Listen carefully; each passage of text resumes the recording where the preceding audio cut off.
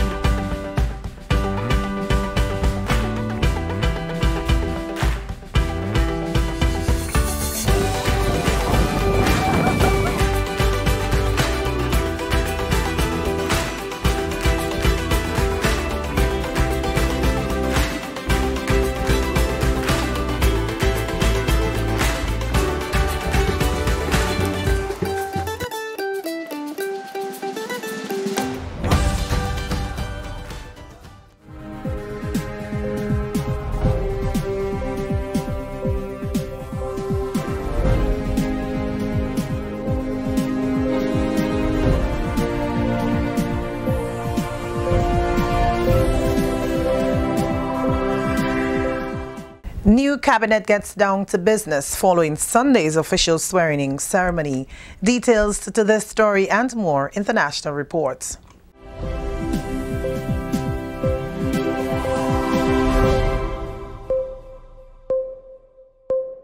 I am Wendy Edmond with the national report for Monday, March 26, 2018.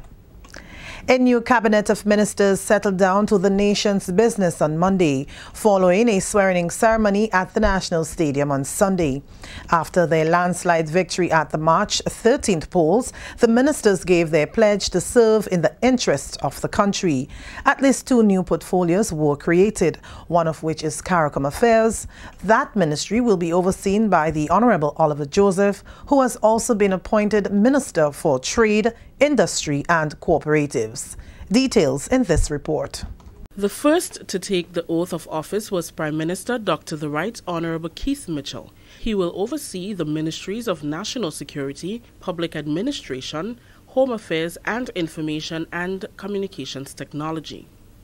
Dr. Mitchell will also be in charge of the Ministry of Finance, Planning, Economic Development and Physical Development. Honourable Gregory Bowen has been appointed Minister for Infrastructural Development, Public Utilities, Energy, Transport and Implementation, while Honourable Yolande Bain Hosford retains her portfolio as Minister for Agriculture and Lands. Honourable Emmeline Pear is the Minister for Education, Human Resource Development and Religious Affairs. Another new portfolio created is that of Education Outreach, which will fall under the Ministry of Education. Honourable Pamela Moses, she has been appointed Minister in the Ministry of Education, Human Resource Development and Religious Affairs with responsibility for tertiary education and skills development. Honourable Clarice Modest Cohen retains her portfolio as Minister for Tourism and Civil Aviation. Honourable Kate Lewis is Minister in the Ministry of Youth Development, Sports, Culture and the Arts with responsibility for youth development. Honorable Nicholas Steele also remains at the helm of the Ministry of Health, Social Security and International Business.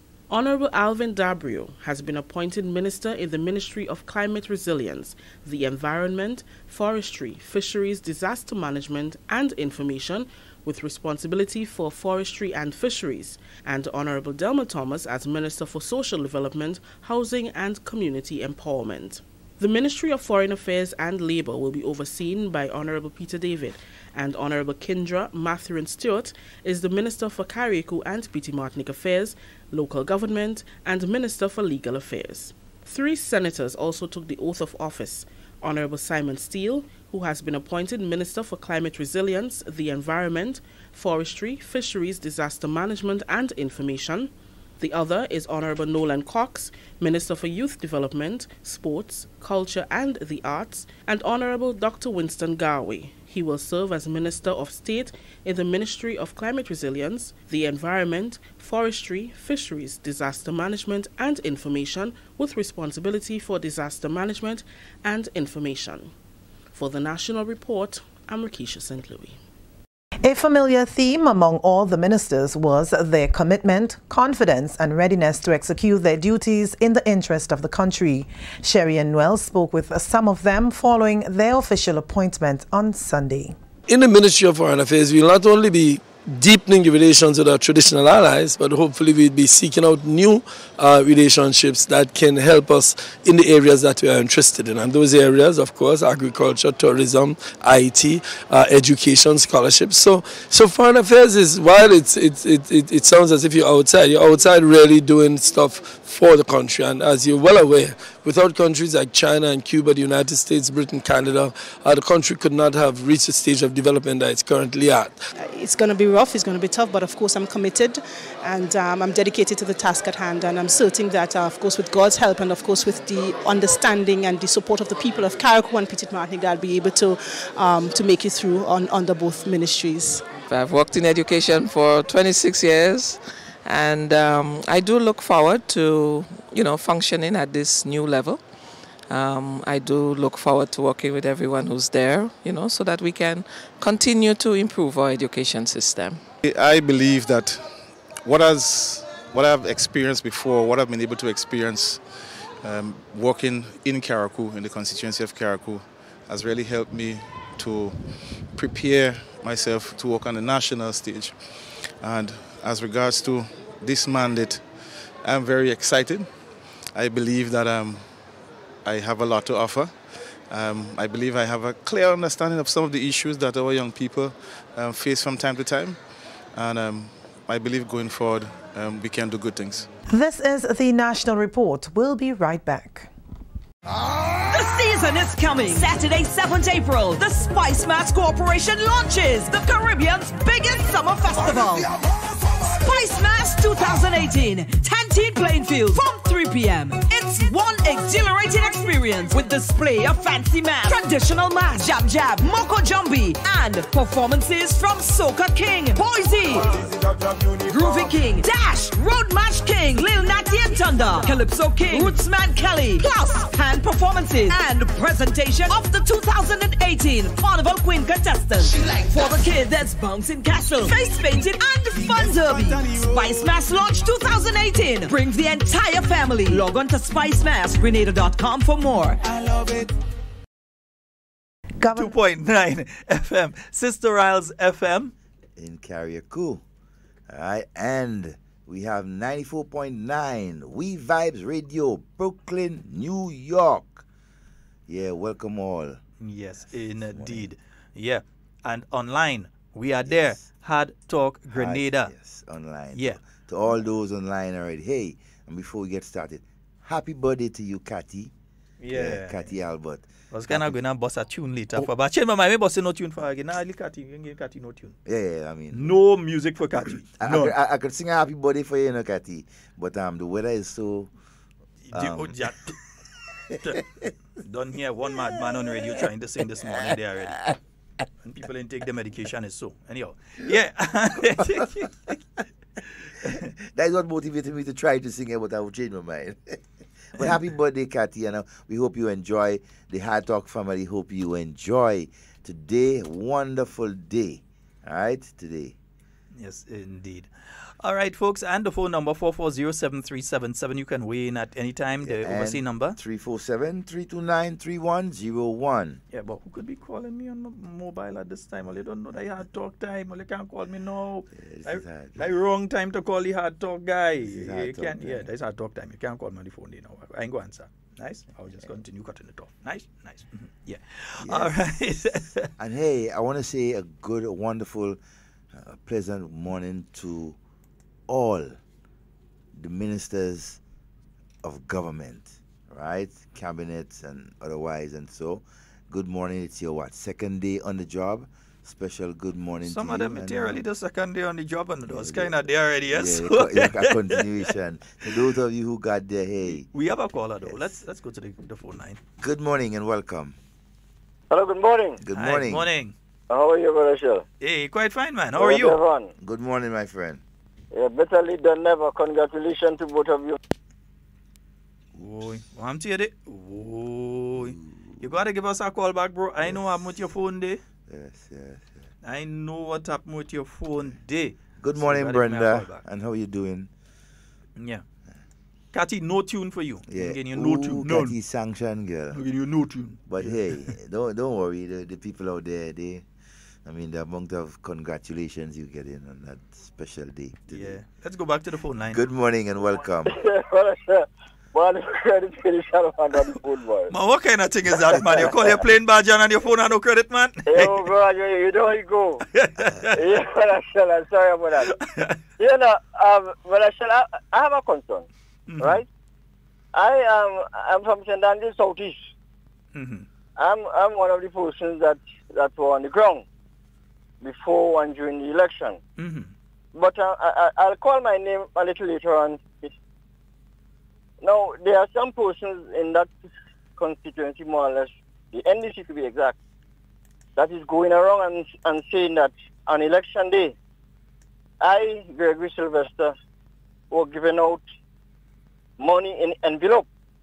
Mm-hmm. I don't know if it's in the police station or in the line.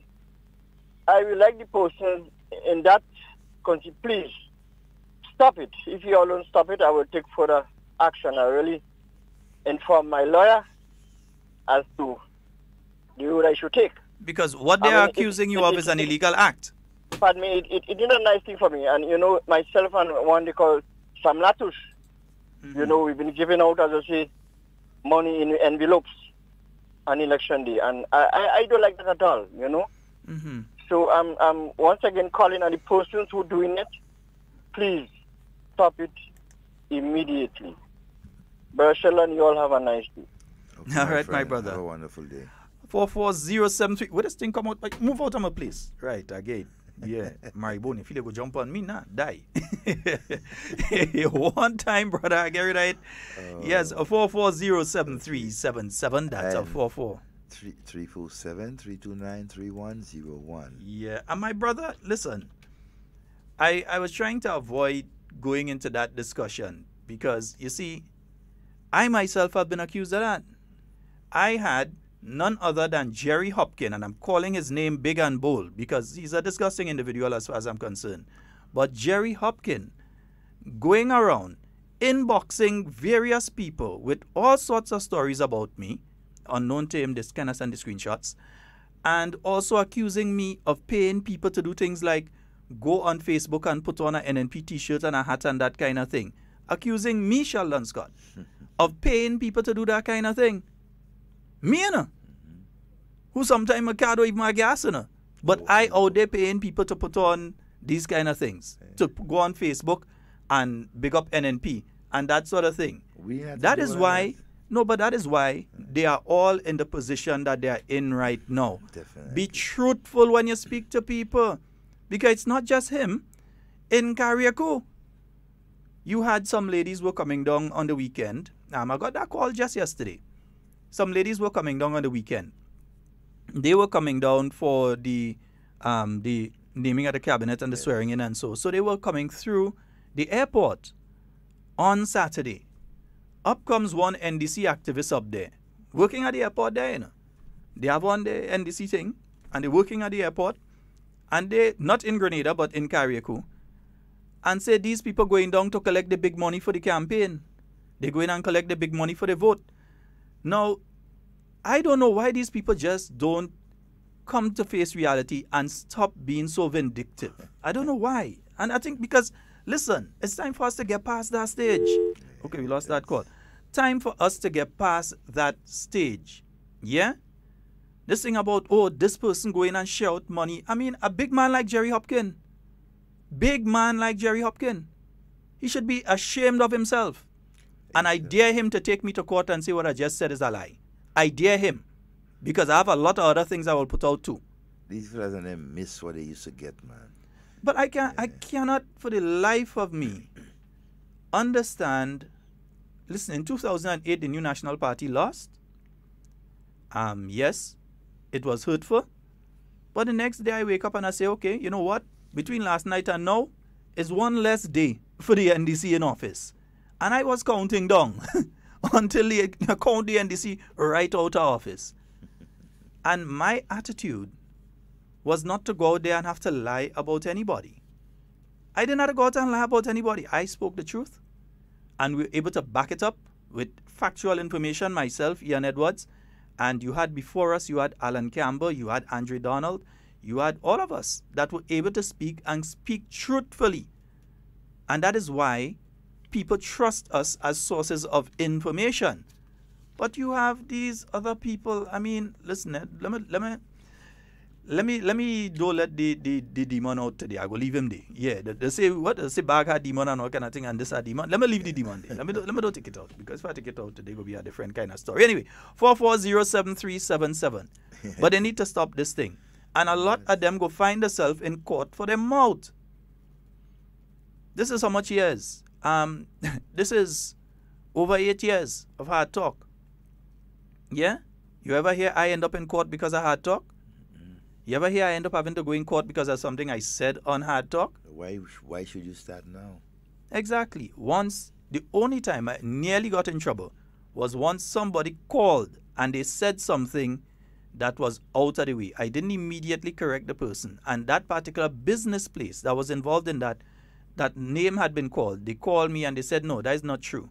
And so they didn't threaten me to sue me. They didn't threaten me anything. They said, listen, unbeknownst to you, we listen to you every single day. And a major business here in Grenada, regional as well. They say, we listen to you every single day. And we were just disappointed that you didn't immediately correct the person. And honestly, it had slipped. And they just sent a letter to me. They said, this is the true situation, so you could let the people know. And I did that. You understand? But to say, get sued and thing for something that I've said, never.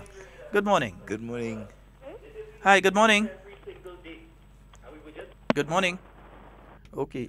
When you call, please listen to the phone line, because you just got through, but you were listening to the radio in the background. We could hear the radio blaring in the background. We don't mind it, but you have to take the volume off when you call. Hey, Bigger, good morning. Hey, Bigger, check your mom and ask her if the bananas ripe and ready so I can come and collect it, please. All right? Yeah. And let me know. Yeah, and I think it is about time that some of these people come to the realization that they lost. And they lost because of their lies. Yes. Imagine, these were the people, and NDCites, remember that? These were the people that stood up on a platform and told you that you all winning 13 seats. 13-2. That's what they told you. They stood up on the platform and they lied to you all and told you all that they winning 13 seats. Good morning and welcome. Good morning. Good morning. Okay. All right. That is 1, 2. Let's see if we go up again, and then we will press star 69, right? Yes, yeah. Nice. Yeah. 4407377. Remember, when you're calling, because it may be the first time you're attempting to call a radio program. So when you're calling, you dial the number and you listen on the phone line. You take once the phone is ringing, once you hear the phone begin to ring, once it isn't busy and you hear the phone begin to ring, you need to take the volume off of the radio and listen to the entire conversation via your phone, right? That's no problem. Nice? Hey, so it's ringing again. Let's try again. Let's try one more time. Good morning and welcome. Good morning. Good morning, my friend. Sheldon, I just want to share some light. Well, really ask a question, really. Is it okay Hello? Yes, we're listening to you. Oh, Speak yes. to us on the phone. Concerning the video that's gone viral over the weekend, right? The family was on a live last night with Ride Along with Junior George. And there was this lawyer from the States, Denison George. He was saying that the government should pay the ransom, and when the fellas come in, you know, let them pay back whatever. But what I'm saying is that the family, the mother and the daughter, was online live saying that the kidnappers or whoever, how you want to call them, ain't want them to go to the police.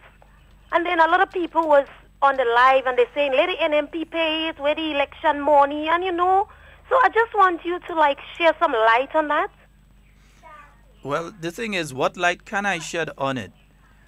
If the government of Grenada and the Royal Grenada Police Force is working on that particular issue, we do not expect them to say that they are, because then you're alerting the kidnappers of exactly what you're doing. I think the making it a sensational issue and so is a bad thing. I think it is not going to help the situation. I think there's a lot more than just a video that came out that will come out in the future.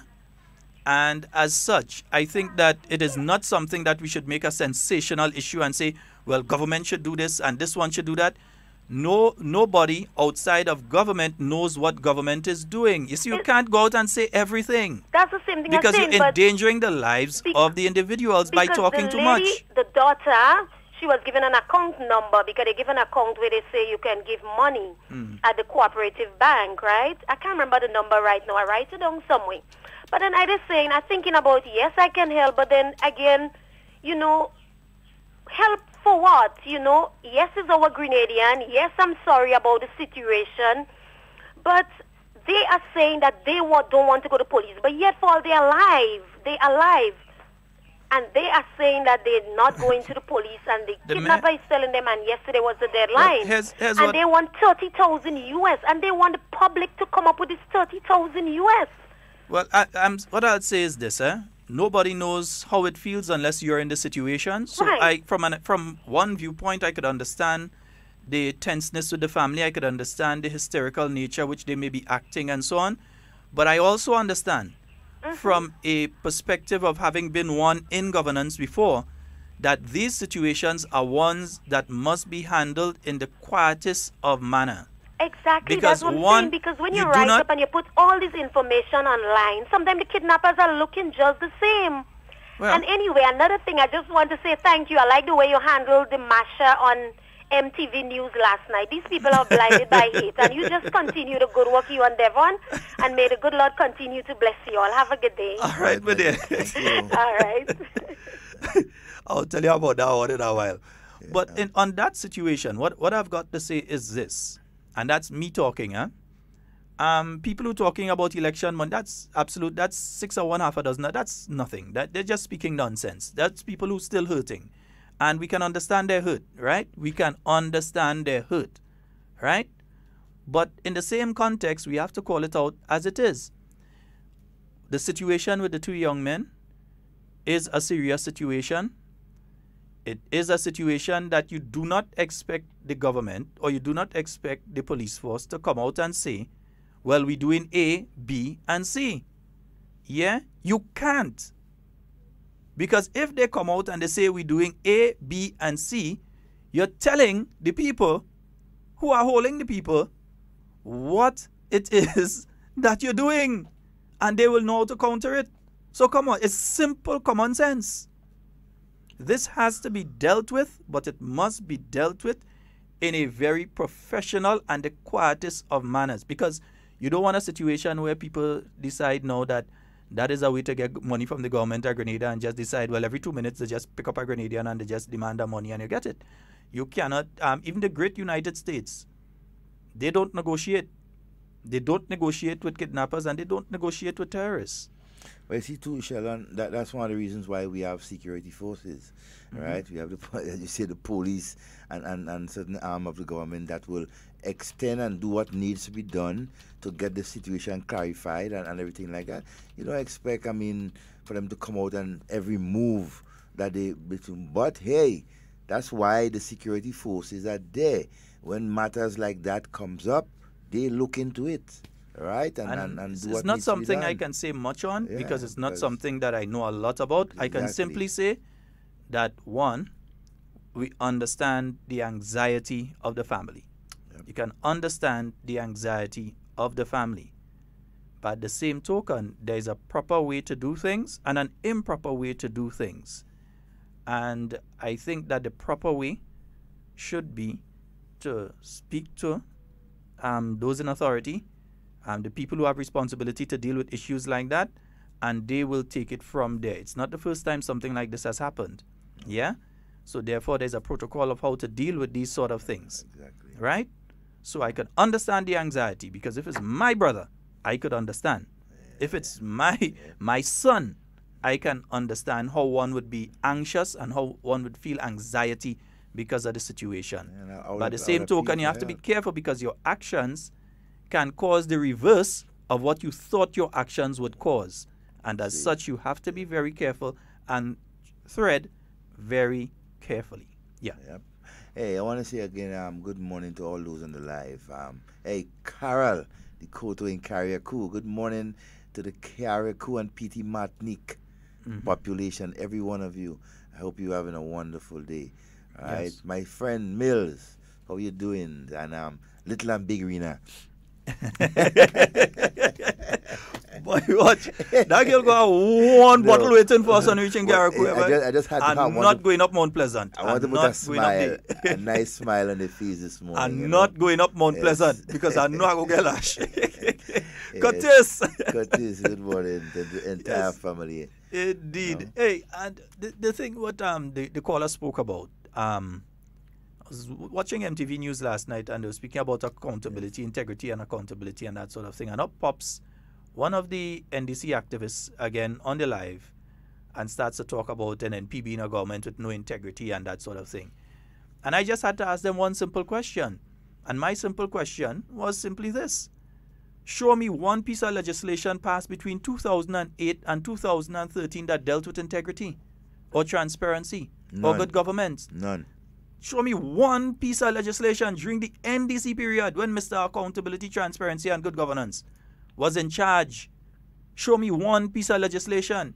None. In 2007, you had the anti-corruption and the integrity legislation passed.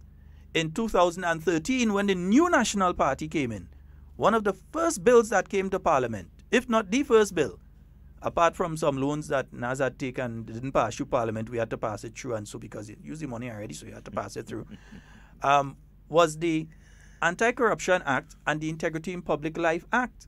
And I'm sorry, I do have a folder, because I have my certificate to show where I would have gone through the Integrity Commission and would have divulged to them all of the information in relation to my financial transactions and so on.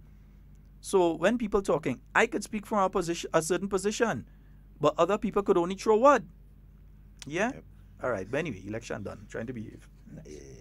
Trying our best to behave. But they could call me there. No, we are on the way forward, and we have. I'm behaving. We have a cabinet in place that is about settling down, right? And some of them continuing where they left off, and some a new beginning. But if they look for it again, I ain't holding back. I'm telling them as it is. Of course. There's another.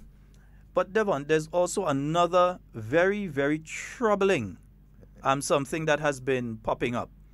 And I want all Grenadians to be aware. I want all Grenadians to be on their guard against it. Over the past year, popping up via social media have been some very questionable stories in relation to governance, in relation to government here in Grenada, regionally as well. They've attacked Gaston Brown in Antigua. The thing that saved him is because the election period was so short that they could not have flooded enough negative information about him onto social media and the internet, and, by the way, get it onto traditional media.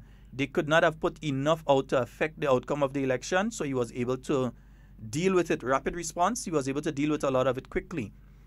Now, I've noted that over the past week, they've started on Grenada.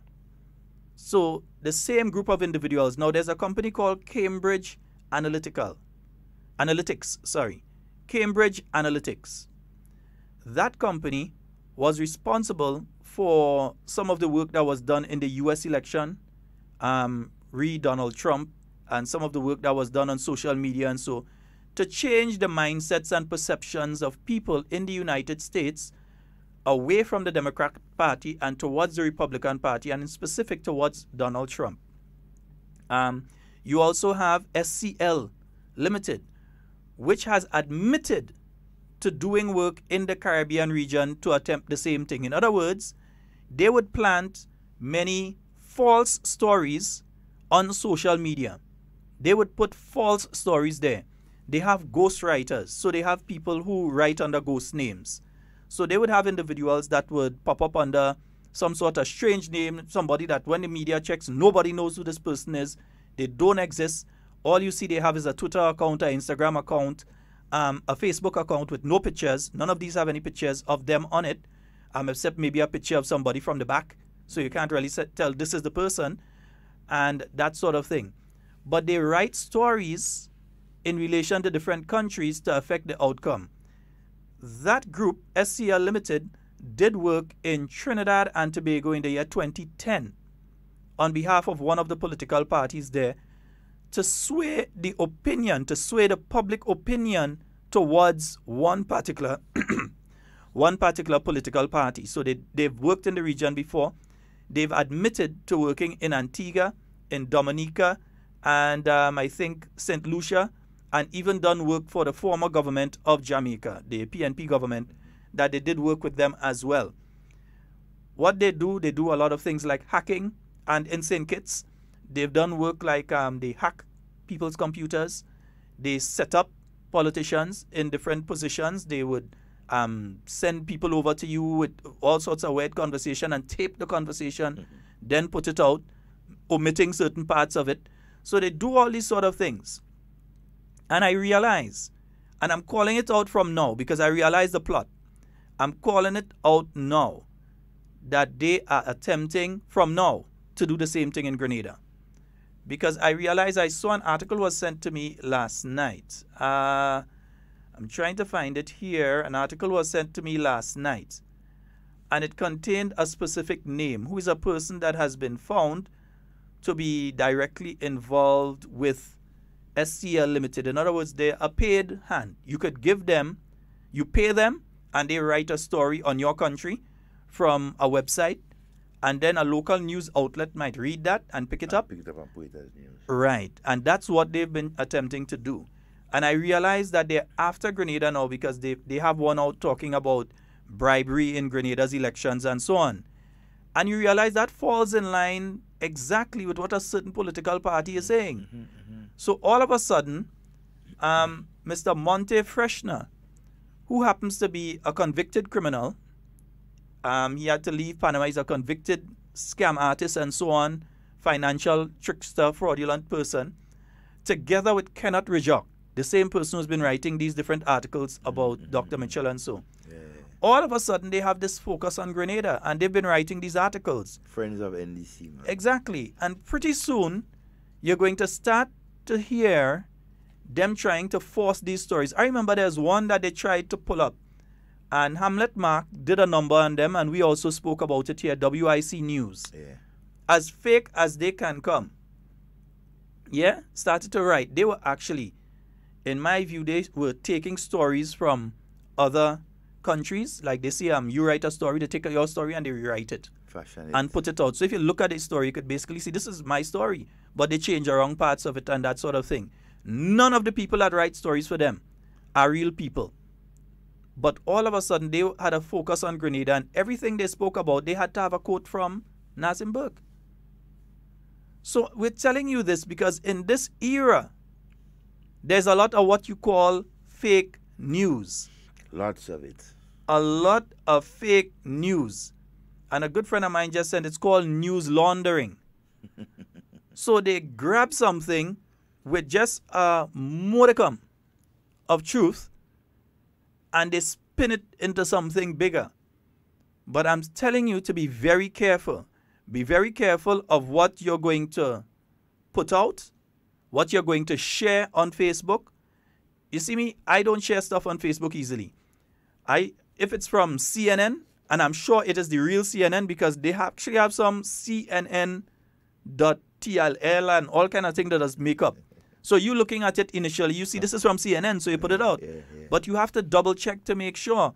So they have a lot of these things going out, and you have to be very careful with anything you're seeing on social media from certain sources. Another problem that we have is that they actually trick some local journalists into giving some sort of meat to the entire thing by taking that story from a fake website and putting it into news here. So then they come back and say, news reports in Grenada have said. No, we're saying it. So they reverse it psychologically. Yeah. Plant it for the news entity here, right? And then they come back and say, news reports in Grenada have said. But strange enough, the source of information seems to be places like Grenada Broadcast and the New Today. Those seem to be the kind of sources of information that they're getting these sorts of things from. So it's saying it early, be very careful where you take your news from. Be very careful where you take your news from. Yeah? Mr. Monte is a convicted fraudster. Convicted. Yeah? He had to run out of Panama. I think he ended up in Canada or some kind of place and he basically is a gun for hire. You tell him what type of story you want to write, true or untrue. You tell him what story you want to write, and he writes that, sends it down. Yeah?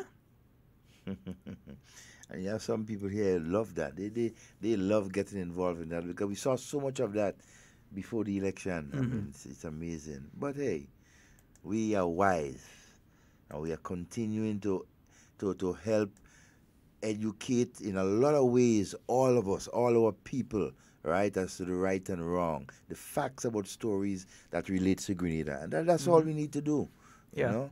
And by the way, if Jerry Hopkins wants a copy of the program, I'm willing to provide it for him. You know, I could send it to your lawyers. I'll transcribe it myself and send it to your lawyers. It's a waste of time, man. Yeah. Good morning and welcome. Good morning, Sheldon. Good morning, Devon. How are you? Good morning, my friend. Yeah, Sheldon, I want to say something, right? Yeah.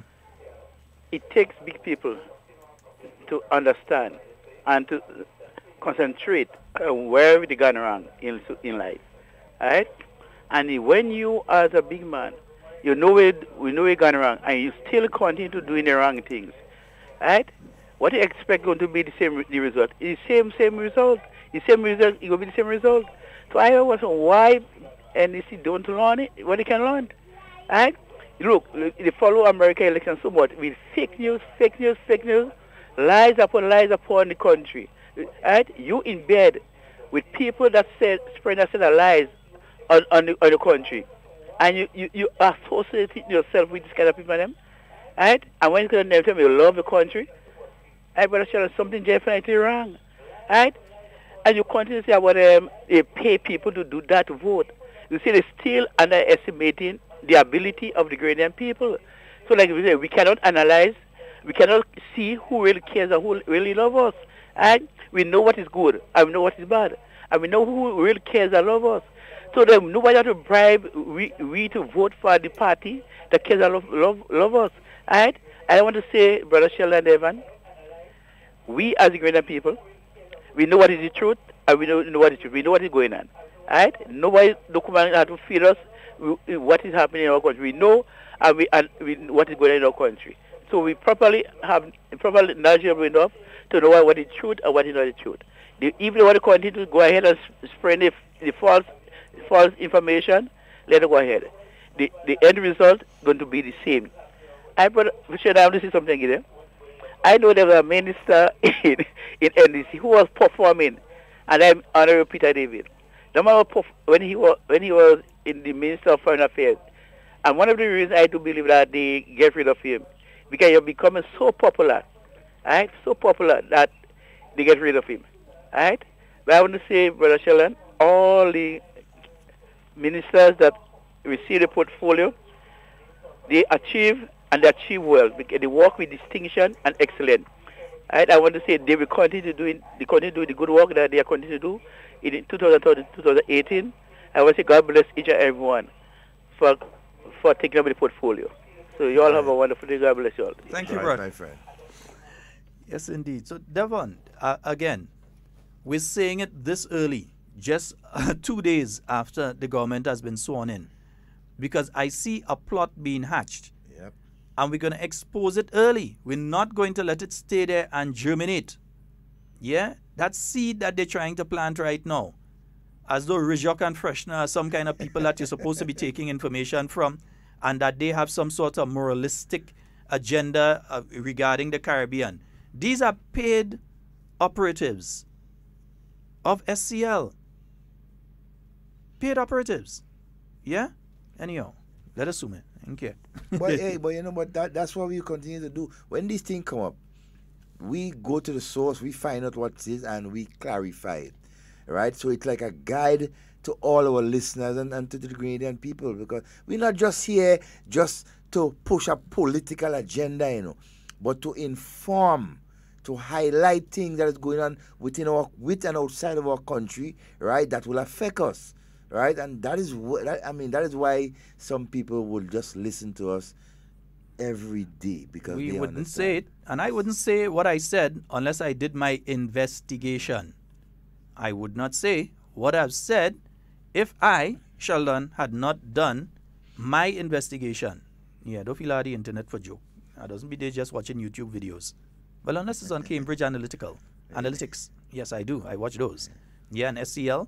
And their operations in the Caribbean region, as in trying to steal elections and that sort of thing.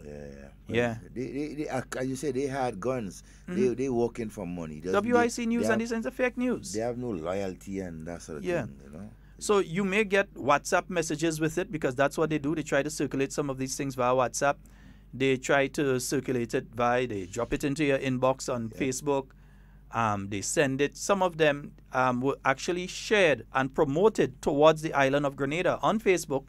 There is the opportunity for you to be able to do a promotion and aim that promotion at a specific target audience. In other words, you can do an ad that only shows up on the island of Grenada but will not show up in St. Vincent, which is next door. Yeah? Or is only geared towards people who are interested in a specific issue on the island of Grenada. So you can target specific audiences. And that is what they're attempting to do. Yeah? That is what they are attempting to do. So we have to expose it for what it is, and you need to be careful. Yeah? You really need to be careful with these things. Very, all right? very careful. Yeah. Hey, Grenada Invitational is coming up. Braylon Taplin, he has been confirmed for the Grenada Invitational. So Braylon will be here. Wow. Yeah, Braylon will be here. So that's taking place on the 21st of April at the Kirani James Athletic and Football Stadium. We already had Gatlin confirming.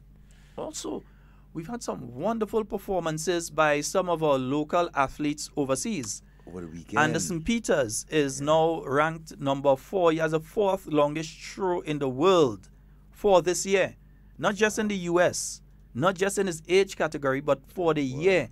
The 4th, super. The 4th longest javelin throw for the year, our own Anderson Peters from up there in St. Andrew. I think it's Subies, Marky, somewhere up there. Yeah, right, somewhere up there. Also, Josh Boateng, he has also broken the national record in relation to the shot put. He has broken that record that has stood for many, many years. I can't remember the figure off the top of my head, but he has broken that record, and I think he has also won a meet out there. We also have this other javelin chap. Oh boy. At the Carifta Games, he came 3rd when Anderson won. Markham Felix. He also set a games record and would have set another record over the weekend in the javelin. So it seemed like our throwers and our shot putters and so doing well. Good morning. Hello. Morning. Hi, good morning, Sheldon. What's up? Hey, we're good, man. Devon, how you doing, man? Not too bad, my friend. Good morning. Yes, Sheldon, based on the statement you made just a moment ago, somebody also sent that link for me through WhatsApp, and it's like, if you even make a comment, there's a sort of statement underneath, if it's being recorded by the FBI or whatnot, all different agencies. So it's like, there you putting up something telling us Grenada election was not rightly done and all this different kind of accusation, right? Mm-hmm. But underneath you're telling us you know, if any comments, like you'll be traced by whatever. So what are you afraid about? There you're telling us something which wasn't done right, but there on the surface, somebody want to make a comment, your comment could be traced by certain organization. Why? What is it all about? You know, so what they're trying to hide behind? I have nothing to be afraid of the FBI Yeah, or Interpol or an anybody organization else. like that should be taken to task and come on, it's not fair in a sense because people from OICS organization were here. They monitored the whole election and they never make mention of any of those stuff. So I mean, come on, who are they and who that is pushed by? Mm-hmm. But listen, let me put it to you like this, my friend. It takes just under an hour. You could put up a website in an hour, right?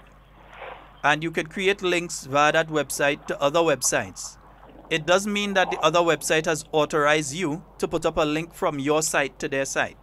So you see links to ICE, that's the United States agency, the Immigration and Customs Enforcement. You'll see links to there, to the FBI, to Interpol, to the Central Intelligence Agency, to the Royal Canadian Mounted Police, and to the U.S. Department of Justice, right? Yeah. That does not mean that they have okayed that website. That doesn't mean that whatever information you send, like you post a comment, that it's going to them, but they want to give you that impression. They're just trying to give you an impression and scare you. But there is somebody behind this whole thing that is pushing it because knowing the fact that it's not what they said is not true, then why you put in all these other logos of different agencies and try to hide behind it? It's to push your dirtiness. That is what I'm just trying to make, the point I'm trying to make, because if you've been honest to what you're saying, then you have nothing to fear for. Yeah. You know, say what you have to say and defend it. Mm-hmm. You know, I won't make a comment and then put the police in front of me and then hide behind it. No, it is not fair to do that. If you're wrong, you're wrong. And whatever you say is like late Mr. Leslie Pierre, he won't just go and print something. He will try to get the fact of the story, what he's going to, print in his newspaper, and then print it. I mean, this is ridiculous. I don't have to be afraid. I don't have to be afraid of the FBI or any of the agencies because whatever we say here, we are being extremely factual with what we're saying. Yeah? Yeah. Right, my brother. What I can also say is that in relation to SCL Limited and Cambridge Analytics, that there is a criminal investigation, I believe, that is going on right now in the UK in relation to the operations of those agencies, those companies and so, including the operations within the Caribbean. Wow. Yeah? They did not speak of operating in Grenada. That was never one of the ones that they had up on their website. But we are seeing the same individuals who have been operating with them are now popping up all of a sudden, speaking about Grenada. So you know somebody paying them. Definitely. You know somebody paying Freshener and Rishok and these guys. You know somebody is paying them. So be aware. Be very aware. All right? They have something getting out of that. Yeah. Devon, we need to take some time here to say our condolences to the families that would have lost their loved ones yesterday in that tragic fire. And some persons may wonder, why they spend a certain time? What time could you really spend on that? What could you say outside of your condolences to the family? Because I could never know how it feels. I never know how it feels, right? Unless I go through the same thing, which I hope I never have to, of what they would have gone through yesterday. I would ask everyone to respect the family and respect their privacy in their time of mourning, and to offer whatever assistance you can. And in a really Grenadian way, offer whatever assistance you can to this family at this point in time. Yeah? They're going through a serious tragedy right now. It's a serious, serious tragedy. To lose children and your mother at the same time, and to others to lose your little brothers and so on, and your grandmother. And so it's a terrible situation. A terrible, terrible situation. And I believe it is it's just difficult to talk about. It's extremely difficult to talk about. And I hear some people saying, well, you should do the program. What are you going to do a program and say? What are you really going to do a program and say? Were you there? Did you see what happened? Do you know what happened? Do you know what caused it? Do you know what could have prevented it? No. Then what can you really do a program and say? Yeah? I think this is just time for reflection, this quiet time prayers. For the family, prayers and so the condolences. And so the family will need all of us help, right? In prayers, in comfort, in whatever way, right? You can do it. Do it in your own way. And so that's about all we can do. We do not know what is inside, what is the feelings that they have, but we can just support them. But we need to give them their time to grieve as well. Good morning. Good morning. Good morning, Sheldon. Good morning, Devon. Good How morning. are you doing? We're Great. fine. I, too, would like to join with you in extending my condolences to the families of those persons who had that fire yesterday. It's very, very heartbreaking, you know, and I know how the family feels, but I just want them to remember that God is in control of everything and God knows why that happened. Just keep trusting in God. And I know that we are a party that are very sympathetic. And I know that the New National Party, through our welfare, would do the best they can to assist the family in getting whatever help they need. So again, my deepest sympathy from my family. And to you all, have a great day. All right. Okay, Thank my you very friend. much. Have a wonderful day yourself. Yeah, so it is a difficult one for any family to have to deal with. A difficult situation for any family, any individual to deal with. I know. In fact, let me just leave it alone. It's not something that I think we could discuss because we don't know, and we just have to say a prayer for the departed and for those that have remained behind, and in any way that we see that we can assist. Whether it's assistance with the arrangements for the departed or arrangements for those who are still here. Yeah. Whichever way we can assist, let's assist in that way. That should be our focus. Yeah, that should be our main focus. How we can assist. Maybe there may be a problem with them in taking care of the last rites and so for the departed. We may be able to help there. It may be a situation that we have to step in and help with rebuilding for those who are remain. There may be children who have lost books and so on and the things. So there are different ways that we can help. Yeah, and I think that's what we need to do. Reach out and see how we can assist, but also allow the family. Please, allow the family time for grieving with no camera sticking up in the face every 2 minutes, with nobody phoning them to find out, oh gosh, girl, what happened? Allow the family time to grieve. And Honorable Kate Lewis, right, parliamentary representative for that area, she said it best. We just need to support the family in what they are going through, right, as much as possible, right? We don't know how they feel, and so what they're going through is more than what some of us, can be at this point in time. But we just need to be there, support them, and so on. She pledged that government will do whatever they can, right, to assist. And so on. Indeed. Folks, the phone number again, it's now 7 minutes to the hour of 11 o'clock. If you've got to be somewhere for 11 and you are more than 7 minutes away, yeah, then you, my friend, are late. Very late. Yeah? Late. Oh, goodness, I just realized I missed a program this morning I was supposed to follow. So I don't know who was there. But anyway, yes, 4407377, 4407377. Yes, and 347-329-3101. That's the overseas line. Sheldon, you talk about the late and so. I just want to make an appeal to all of us as workers, as persons who contribute towards the development of our country in whatever way. The whole question of punctuality of workers, both in government service, private practice, and that sort of thing. We as a people must do better. We must do better in terms of our punctuality, right, to services, right? We must. It goes both ways. Service providers, we the workers who work in government ministries, private, we must respect time. Time is very important. Right, and we have to do something. Too much of that is going on, right? And thus we losing productivity is going down. Good morning. Good morning. How you do, darling? We're good. I'm there. All right. Everything all right? For the time being. Yeah, that's called a good morning, darling. And keep up. Yes, my dear. Okay. You have a wonderful one. Yes, dear. All right. Good. 440-7377. That's 440-7377. That's the number for you to call and get on to today's program. And Devon, you're making a very valuable point, because a lot of what people try to get away with, especially within the public sector, they cannot get away with within the private sector. Because people perceive the public sector as, well, are basically working for myself, because the government is me, and it's me that paying me. And some people take the attitude that they could arrive at work anytime and they can leave at any time, and that sort of thing. And while you have those, and I can tell you there are some people that arrive at the ministerial complex a little after 7 in the morning. There are some, like, they have a competition between them for who could arrive earliest.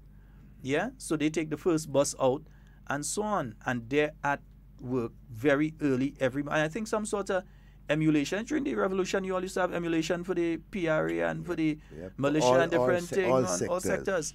And I think probably some emulation needs to be done from time to time for different parts of the public service, so that we can emulate and praise those who continue to not only be on time, but produce. They use their time effectively.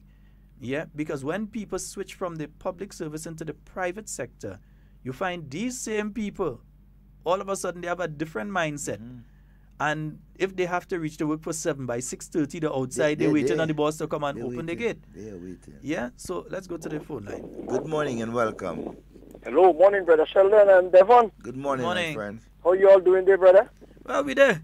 Oh yeah, I realize you're a good spirit, man. You know, never a dull moment. You know, brothers. Let me tell you, boy. I don't know, boy. I don't know why these people now continuing this political campaign. You know, I don't understand that. I mean, it's time to hang up the colors now, and let's build Grenada. They don't believe we are serious about that. We are very serious in the cut licking they got, and we are also serious in calling them for us to build Grenada together and stop the party politics now. They are not understanding our trend, and they need to get this. We are serious, guys. Come on board. Let's build Grenada. Put up the collar until maybe the next 5 years. You know, Lord willing. Let us build Grenada together. NNP from the government, and that's the team we work with in these times, you know. And I'm really happy to see how the Honorable Peter David, you know, and those guys really came in and just settled in the house and ready to build Grenada, Chess and the others. You know, so my plea to them, honestly, forget the all this. Watch me, my telephone, you can see my WhatsApp page, brother, full of all this, you know, this whole not even allegation, this whole propaganda about corruption and all this bribery thing. It's full of that. Forget the color now, and let's build Grenada together. Lord bless you all, brothers. Keep up the good works, man. All right, thank you. Thank you, my friend. Yeah, because even within the studio, you know, yesterday I forgot to do it, but I had to take down posters. Time for the posters to come down. Time for the posters. Time for the posters to come down. We're going to take down the posters today. Time for the posters and so to come down. And not just in studio. Not just in the studio, but all around. In fact, one of the suggestions I would make to the present administration is to review different aspects of the electoral law. And I would say this. Raise the deposit to $3,000, from $300 to $3,000. That's, if you can't raise $3,000, you're no right running. Raise the deposit from $300 to $3,000. You're very conservative. But no. Here's now I'm saying $3,000. I'm not going to go over that. $3,000 should be the deposit. And here's what: if within 3 weeks after the end of the election, after election day, you have not removed your posters and your banners and so on from the poles and buildings and all over, you forfeit your $3,000. That's how I would do it. So I bet you everybody would go and take down the thing. So it's not just a deposit to participate, but you hold that deposit right? Because it's the state that have to go and paint over these thing and them, and the state that have to go and send people to clean it up. So, if you do not go and take down your paraphernalia, like put it like that, your paraphernalia within 21 days, right? You forfeit your $3,000. Yeah. That's what I think, or $5,000, whichever way. And it's easy. Yeah, it's easy to know who is who and what is what. So yeah, if you don't go and take it down, you forfeit. Yeah, nice. I find that's only fair. Yeah, that is fair. I mean, although it's still thing, but you wanted more money. The one looking at some kind of $10,000-$15,000 to run, and no, the electoral. I mean, the electoral process has to continue. It has to be updated. So if you want to take part, right, in the electoral process, you have to basically contribute enough to ensure that we continue to have free and fair elections in our country. You see, the state... That 300 count, man. Yeah, the state alone mustn't fit the bill. Candidates, political parties who are taking part in that process must be able to fit that bill. Scott. Good morning. Morning, sir. Sir Devon. Good morning, my friend. Yeah, good morning. Jacket, man. Yes, sir. All right, man. The boys can't hide it. Don't try that. I good. No, I hear you speaking something about punctuality. You listening me? Yeah, we listening. Yeah, this is very good, and work ethics. Good morning. Yes, yes. Yes, and that is what we must develop ourselves in. Yes, my brother. Because most of the time I self-employ for myself.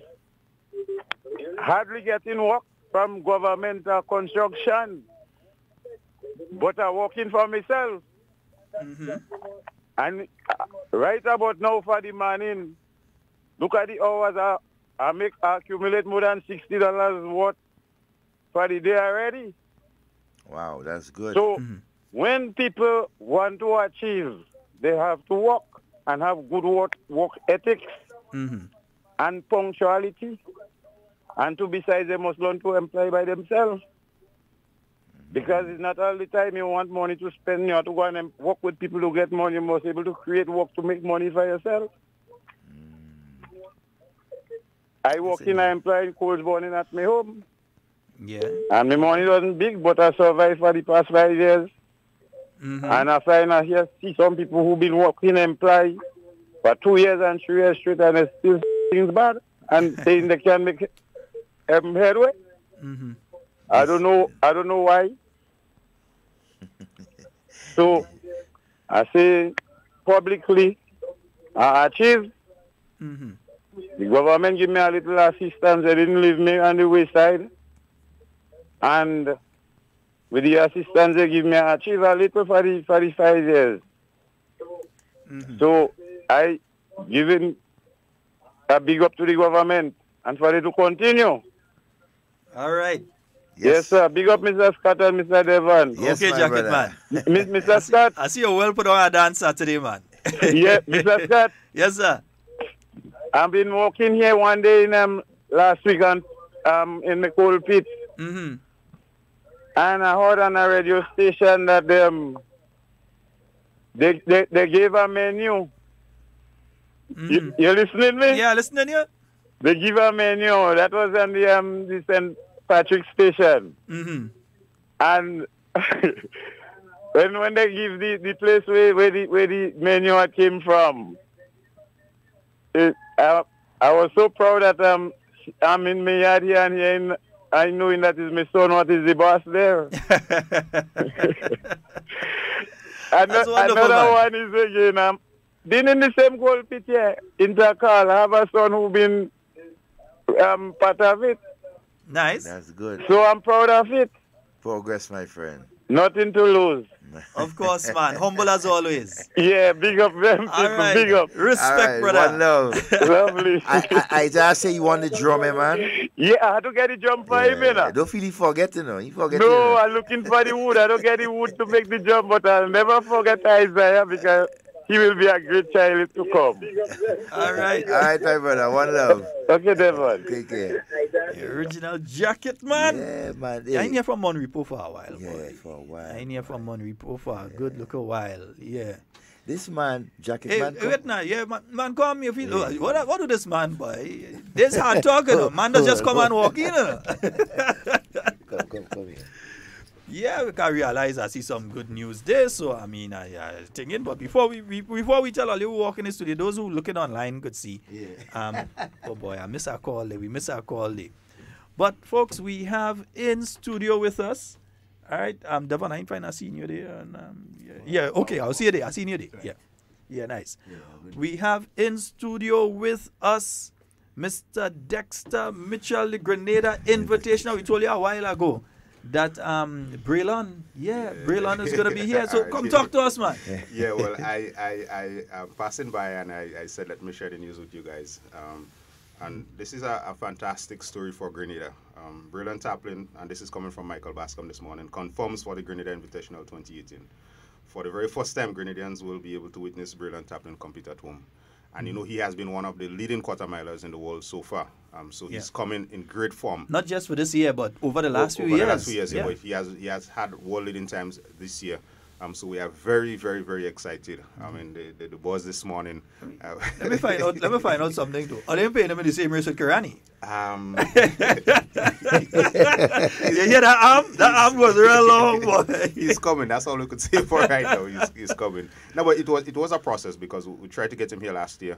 Obviously, he represents Grenada. He's never been to Grenada. He's of Grenadian parentage. We tried to get him here last year. He didn't work out. There was some extenuating factors, as it were, that prevented him from coming. But there has been some changes in the structure around him that has enabled him now to speak to us directly. Some new personnel handling his business and so on. So he's confirmed he will be going to Australia to represent Grenada at the Commonwealth Games and thereafter fly from Australia to Grenada. Wow. His family members, his mom and so on, quite a few of them are going to come. Wow. This is a fantastic story. Remember last year it was about Kirani James and the renaming of the stadium. Now we are building 2018 around another Grenadian sensation. I mean, the prospects for him being the next Olympic medalist is very, very good. He's doing extremely well on the international circuit. And to have Grenadians witness him running competitively at home when we have the likes of Lalonde Gordon, who was a bronze medalist in 2012 against Kirani, Santos, who was a silver medalist against Kirani in 2012 also, and to have Braylon Taplin come home and compete for the very first time. Not just running an exhibition race, not just walk around the stadium and wait, but actually compete in a major international meet hosted by Grenadians, by a Grenadian company. It's very, very, very exciting, Sheldon.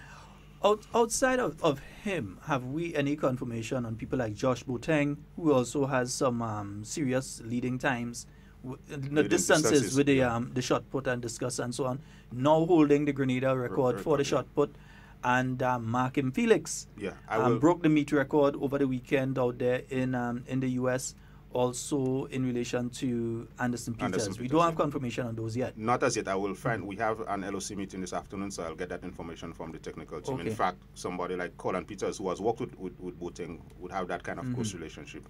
And also Candice Scott. She has been doing pretty well with the women's javelin as well. No, we don't have a women's javelin on our meet. We have a male javelin. So we'll get those confirmations later on this week, and we'll be able to let the public know. I didn't buy all the ticket yet. What are you waiting on? I stopped saying things about tickets right now. Right now, the only tickets I'm associating myself with right now are the airline tickets. In fact, this morning I saw who is it, Santos and Gordon and those guys. The ticket have already been bought. We are in discussions now with Merit and Toribo to find out exactly when they want to come to Grenada, because Justin Gatlin has put in a request to come in on Tuesday. He wants to come in and do some press, meet with Grenadian people. Story, you want to go and eat a Long and Lime on Granada's Beach? Story, press. Well, that too, but he wants to come in on Tuesday. So it's a very exciting time. I will be very, very pleased, and congrats to and hats off to Michael Bascom. We are times a little bit impatient with him about Taplin, but obviously there is a process with those things, and he was able to come through. And Braylon Taplin is confirmed and will be coming to Grenada to compete on Grenadian soil. One of the top quarter-milers in the world right now will be here to represent. We are going to get thrills and goosebumps following Kirani's appearance last year. Now we have Braylon Taplin, and so it's basically like partially the last Olympics as well, because we had both Braylon and Kirani. Exactly. In exactly. And don't bring that South African here. No, he's injured. I've had Don't bring him here. That's all I'm telling you, right? I've had people tell me that in a lot more forceful and colorful language. No, I remember when the Invitational was first announced and we did the first launch and so on, a gentleman, and I wouldn't recognize him now if I saw him, and he expressed the same thing he's saying very forcefully. Actually, I got scared. No, but you can come and run at 200. You might run exactly. At 200. Because Merritt is coming, but he will be running in the 2. In fact, he starts off his season running the 2. He would not be running in the 4. But we have, like I said, a wonderful cast. We have 2 400-meter races, a 400A, 400B, and we have this top names: Gordon, Taplin, Santos, and so on. But what I'm excited about is that as Grenadians, we can go down to the Kirani James Athletic Stadium and witness the continuation of the quarter-mile tradition. So there was Alan Francisque, and there's Junior Charles, who is doing very well right now. Yeah, I've seen some information on Junior on the weekend. Exactly. So Junior has been doing some wonderful times. Exactly. In fact, I with that progression continues within the next year or so, you may see him dropping down to the 45s. Exactly. And then we have, Kirani, of course, after Francisque. Kirani, then now Brilliant. So Grenadians could actually come down to the Kirani James Athletic Stadium. And just, in spite of everything that has happened the last 6 weeks and the debates that continue, this will be a fantastic time for us to come together and celebrate Grenadian pride, celebrate Grenadian success. A nation of 100,000 people can produce athletes who can compete on that level and on that scale. And a nation of 100,000 can put on an international event that is broadcast live on ESPN for the entire world to see. We have to be proud of ourselves. The other aspect of this, though, is that we're beginning to see the possibility for that Grenadian 4x4 team. We're beginning to see that because you already have Brelon and Kirani who would have the proper timing there. And you need at least 3 other guys that are running sub 45s. You need about 6 in total. Because what would happen is that to be able to switch. Exactly. You don't want, so for example, in most meets of that nature, you would still have the individual races and then you have the relays. So while Kirani might be competing individually, you'd want 2 other persons to fill in the spaces to at least to qualify for the finals. So by the time you get to the finals, then you have all your top guns. So I think even last year when Chris Brown was here, and that is one of the discussions he had with the government, was how do we create that formula to get guys, at least sub 45s, around 45 seconds, that can compete internationally, at least 6 guys.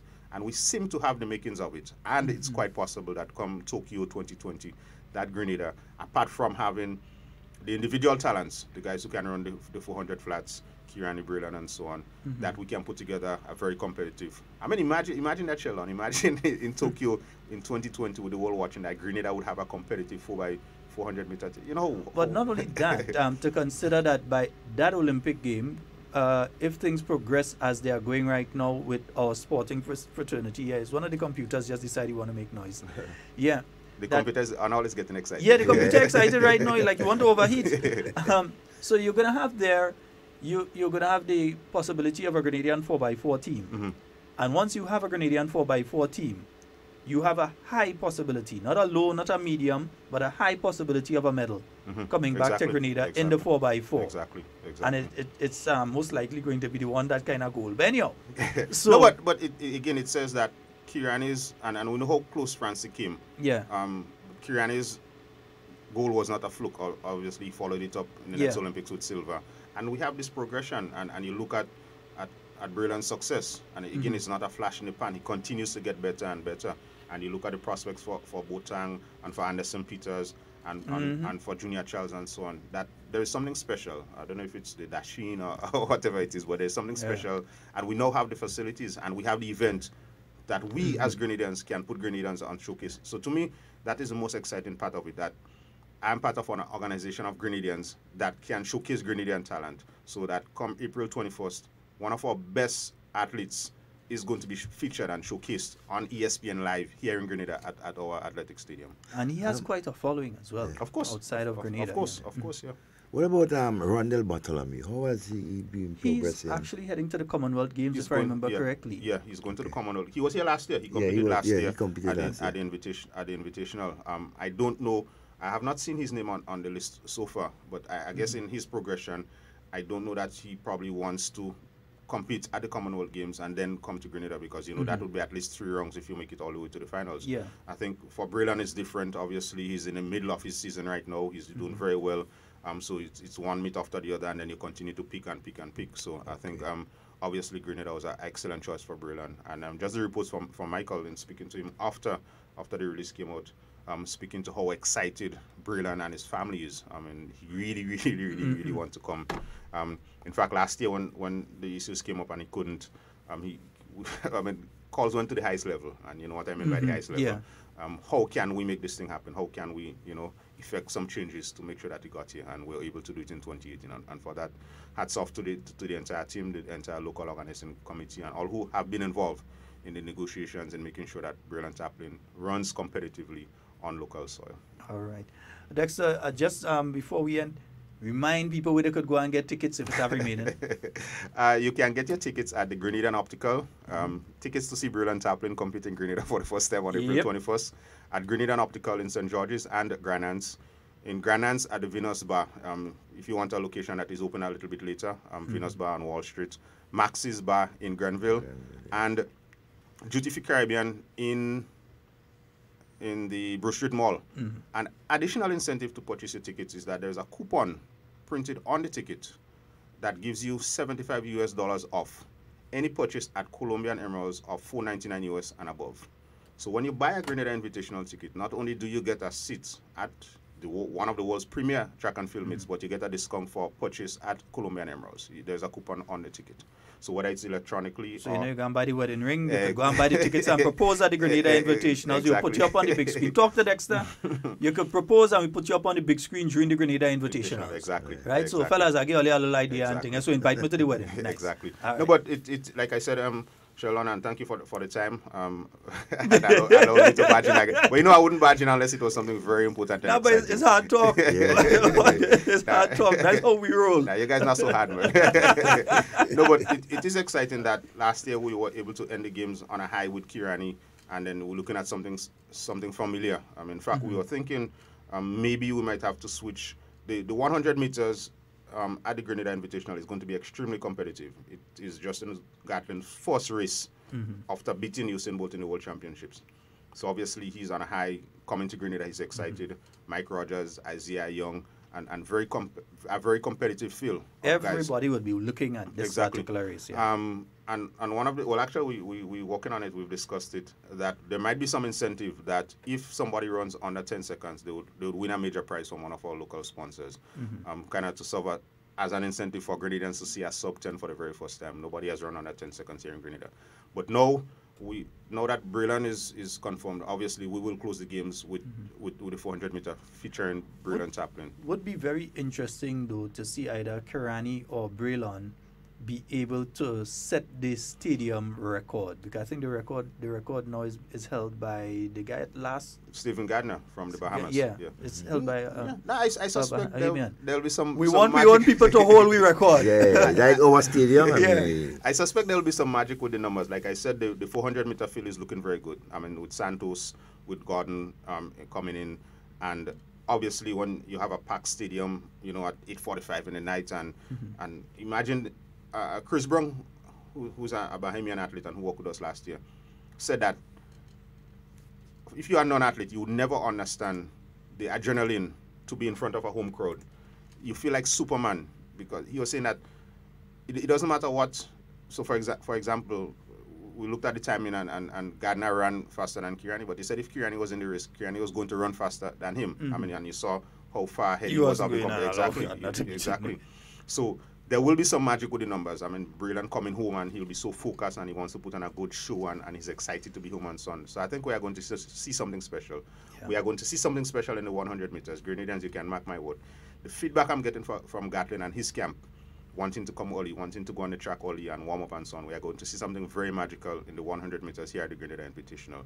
And because guys have some leeway, because we don't have our World Championships this year. That will be next year, 1919, and the Olympics in 2020. I think guys are going to come out and create some kind of impact in Grenada that will propel them to the Diamond Leagues, which is more lucrative, because that happened for Gardner last year. Yeah. He broke the Bahamian national record, and his season was extremely profitable because he got a lot of bookings in other meets following up the Grenada Invitational. So I think guys are going to send a message on April 21st in Grenada, send a clear message to other mates, to other organizers, to other competitors that I'm ready for the outdoor season. One question from one of our listeners online, they're asking, and I think this question came up before, the possibility of the invitationals moving from 1 day to 2 days. I know 1 day is so much stress already. I know. 1 day does be so much stress. But probably in the future? Yeah, what we have looked at, and we looked at it since last year, is a kind of developmental component to it. So obviously you have the as it were, big play on Saturday with ESPN and the world-class athletes and so on. But we are looking at, and we've discussed, the possibility of having college athletes from the United States come in and compete with college-age athletes from the region, and have coaches and agents look at them and use that part as recruitment. So you can see a young TAMCC student, for example, or a young student from Barbados, or a young student athlete from Trinidad, and offer them a scholarship to a U.S. college. So that kind of developmental component to the games, where you have the agents and the scouts come in and look at the young athletes, and then you have the major competition on the Saturday. But that's something that will be looked at. I mean, it's already tough putting on a one-day event of that magnitude. So imagine extending it to 2 days, the amount of work that will be involved. That's a lot more money. It's double the money, double the stress. Double the work, yeah. Yeah. But for now, what we are trying to do is perfect the Grenada Invitational, and I think we're well on our way. I mean, again, hats off to the LOC, the organizing committee, for the work that they continue to do. Sheldon, what is today's date? Today is the 27th. The 27th of March, and we already have some of the accreditation already printed and sorted out already. Yeah, mine there. I'll send a picture. Yes, shirts have been printed as we speak. Some components of the invitational games already have the t-shirts and so on. So we will advance in terms of planning. Like I said, I'm not going to say anything after this weekend about tickets. Go get your tickets. If you don't get your tickets, I want to know the price. The prices for the bleachers are $50. For the secondary, and that's all EC. For the secondary stand, that's $60. For the main stand, it's $100. For finish line A, that will be $250. That's right next to the finish line. You actually could feel the sweat of the athletes. Finish line B, that's $200, and finish line C, $150. VIP, all inclusive, you eat and drink all day from 2 p.m. until 9 p.m., that's $500 EC. And that was increased last year from $450 to $500. And that was because people felt that they kind of cheated us. In fact, you had, a vast majority of the people in VIP were returning nationals.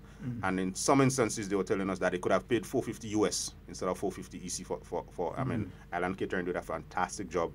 From 2 p.m. That's the top. Well, of course. So from 2 p.m. when you got there, up until 9 p.m., no food didn't run out, drinks didn't run out. You had a wonderful Remind me to make a pass by the VIP section this year. I mean, you're kind of encouraging me to Last year I didn't avail myself of the opportunity. No, I mean, I just a wide variety of food. I mean, people were complimenting us on the smaller things. I could get ground sugar cake and tamarind ball. There's a popcorn machine, so you could go and get your popcorn when you want and so on. So that is the kind of facilities that we provide at the Grenada Invitational. The ease of entrance, go to FET with the ticket system. As soon as you get there, your ticket is scanned, whether electronically or on paper. Last year there wasn't the long line and bunch of people fighting to get in. It was a very smooth operation. We had put in a lot of effort. ACP Prince, who is head of security at the LOC, fantastic gentleman to work with. And we had a lot of walkthroughs over and over and over. I mean, and I personally, I could be relentless in that process to say to people, we need to do it over, we need to be sure, we need to do it over, we need to do it over. And I kept going, and we probably visited the stadium about 20 times, walked through the process over and over. Are we sure? Is that going to work? Do we have the right signs? We had volunteers as far out as the Green Bridge. So when you came with your ticket, there was no congestion that you went to the main entrance and then you had to walk back around. Somebody greeted you, looked at your ticket and directed you where you had to go. And it's even easier this year because the stadium has done some repairs and some fencing and so on. So a lot of, we actually treated it as, we treated it as a full international event. And we had the shuttle from the park and ride system, so you could have parked at the back of the Bruce Street Mall and got a bus across once you had your ticket and so on. Again, we are looking at the possibilities of that to ease up the traffic and the congestion around the stadium. But the police did a fantastic job. The ticketing system, everything worked the way it was supposed to. Now, just one last thing before you go next. Somebody wants an open race because they want to race against me and Devon. Boss, you'll lose. You'll lose. But there's 100 meter, 200 meter, 400 meter, you will lose. I mean, and we was tying up for the last 6 weeks there. We can't sit down. We can't sit down. But didn't one prominent Grenadian challenge another prominent Grenadian tourist? The writing was on the wall, so if you have that race taking place, believe me. So we open it is an invitational. Yes. We're inviting challenges. Yes. That race could happen. Yeah, no, but that race could happen. It is something that has kind of been looked at to the possibilities of some kind of celebrity race. You know, I've done celebrity football in the past, and that has worked well. So the possibilities of a celebrity race, you know, taking personalities from out of society and having them come and compete. Obviously, the medical team is concerned. Not for Doc. Not for Doc. Doc could challenge all the prime ministers in the Caribbean in a 100 meters. Yeah. But I ain't see Timothy Harris making it to the end of that race. Neither Ralph Gonzalez. Let me just rest it right there. We could do a stagger. 60, 80, 100. No, but thanks, guys, for the time. Thanks for allowing me to badge in with the exciting news that Brilliant Chaplin has been confirmed and will be here on April 21st to compete for the very first time. In fact, when he touches down at the NBA on the 18th or the 19th, it will be his first time in Grenada, and he will compete on April 21st for the very first time. And we have the makings of a wonderful national event again, that around 8:45 p.m. on April 21st, you have Grenadians in the full color and the flags and so on, supporting a Grenadian who's doing very, very well internationally. Thank you guys for the time. Yes. No problem. Welcome go get your tickets. All you don't stick. Go and get a ticket. Go and get a ticket. Go and get the ticket. All right, we're going to take a short break and we'll be right back. Ooh, yeah.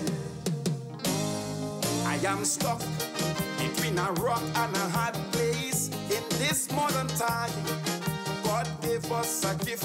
We brain and we cranium, still He gave us a mind. Think about positive endeavors to make we life rise up.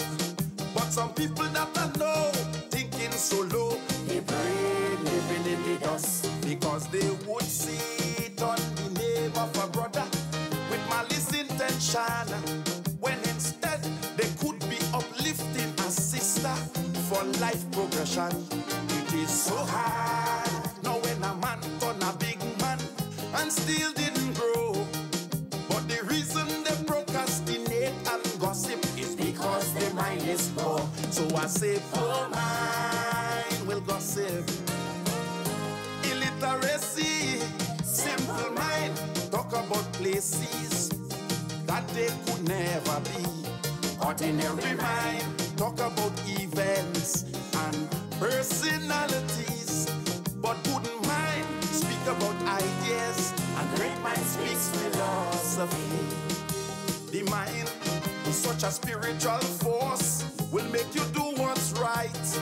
And for sure, my friends, you are in control, so there's no reason to fight. I know you heard this before. Life is how you make it, so be honorable.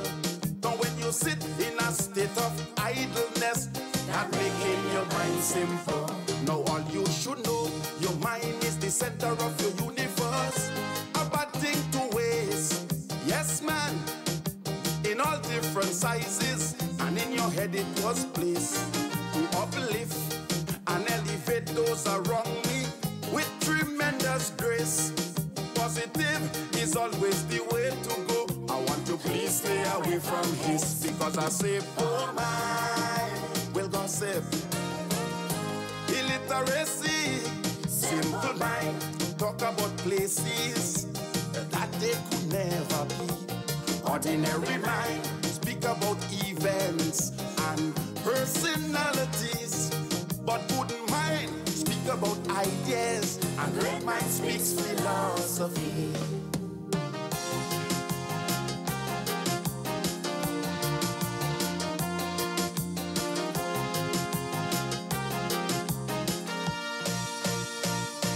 instead of vision. A lot of people live in dreams and love to expatiate. They love to talk about man-made creation, so their life is on wait. Most of their thoughts is based on fiction and not reality. So I wrote this song to let them know they must change their mentality. You spend all your time with your mind being carnal and does not have a clue, creating a sense of hopelessness and still don't believe it's true. You really don't know how to uplift your standard, man, only wasting time. I know the reason for that, my friends.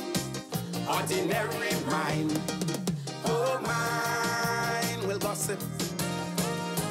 Illiteracy, simple mind, talk about places that they could never be. Ordinary mind, talk about events and personalities, but wouldn't mind speak about ideas. A great mind speaks philosophy. I've tried my best for my mind to be good and one day be great. That is why you could never get me to sit and procrastinate. Something needs to be done. I will get up and do it without hesitation. That is why I'm working so hard, my friends, for Calypso unification. If artists use their mind, there would be more focus, knowledge and understanding. And in order for us to make progress, we have to stop bickering, making fuss over what really doesn't matter. Intelligent men must think, but you could bring a horse to the water hole, but you can't force the horse to drink. So I say, poor mind will gossip. Illiteracy, simple mind, talk about places that they could never be. Ordinary mind, talk about events and personalities, but good mind speak about ideas. A great mind speaks philosophy.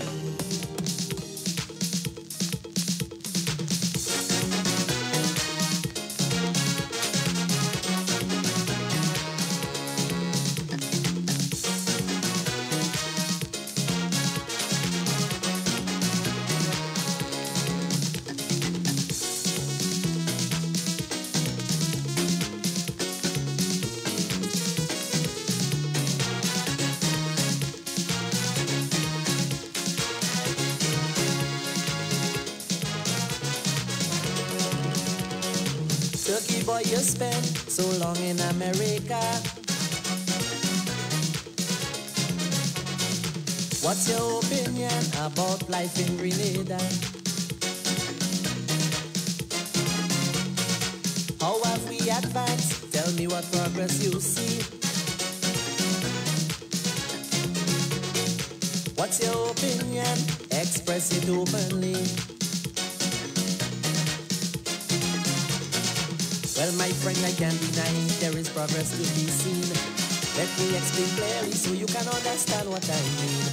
There are ways in which your nation has gone forward rapidly, yet I see mixed and uncertain destiny.